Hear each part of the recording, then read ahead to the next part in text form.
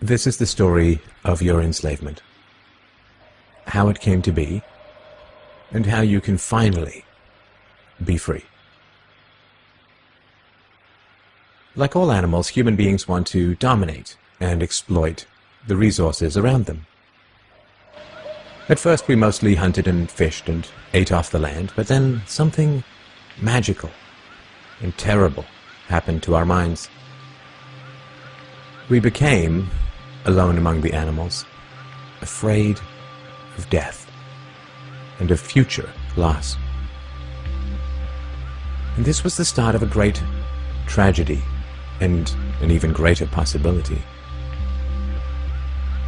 You see, when we become afraid of death, of injury and imprisonment, we become controllable and so valuable in a way that no other resource could ever be.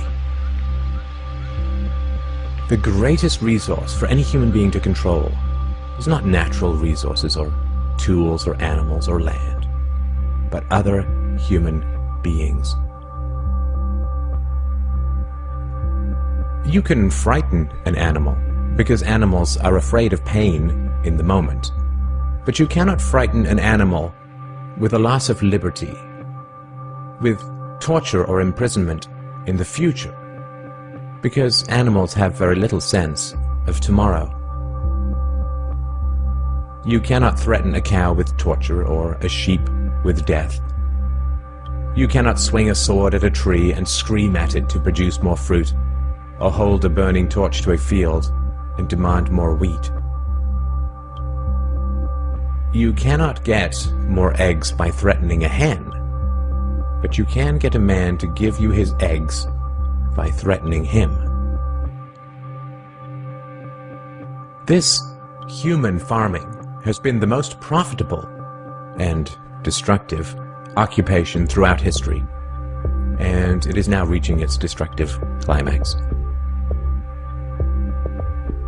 Human society cannot be rationally understood until it is seen for what it is: a series of farms where human farmers own human livestock. Some people get confused because governments provide healthcare and water and education and roads, and thus imagine that there is some benevolence at work. Nothing could be further from the reality. Farmers provide healthcare and irrigation and training to their livestock. Some people get confused because we are allowed certain liberties and thus imagine that our governments protect our freedoms. But farmers plant their crops a certain distance apart to increase their yields, and will allow certain animals larger stalls or fields if it means they will produce more meat and milk.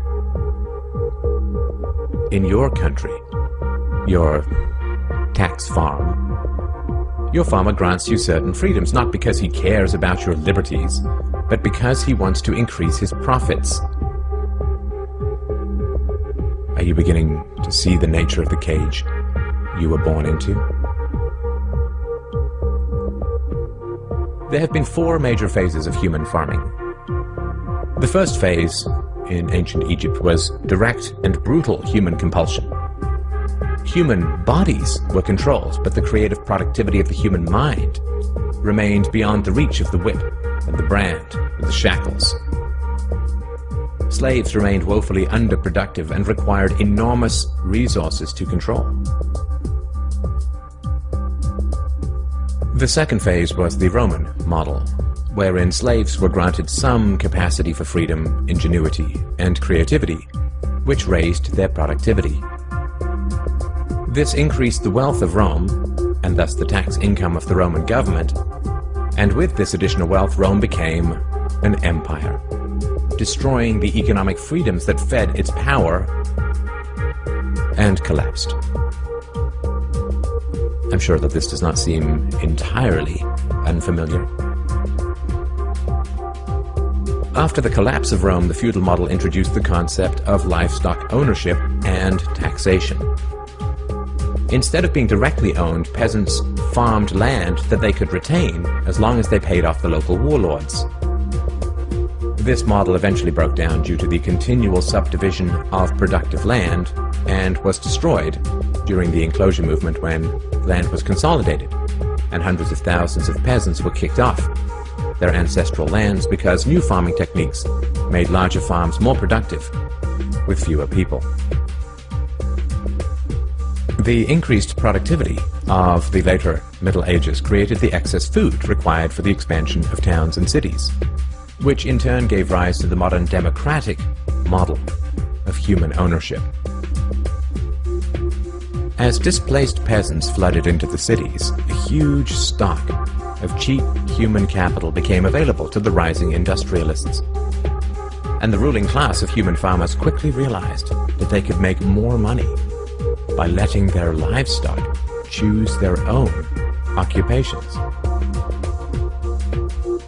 Under the democratic model, direct slave ownership has been replaced by the mafia model. The mafia rarely owns businesses directly, but rather sends thugs around once a month to steal from the business owners.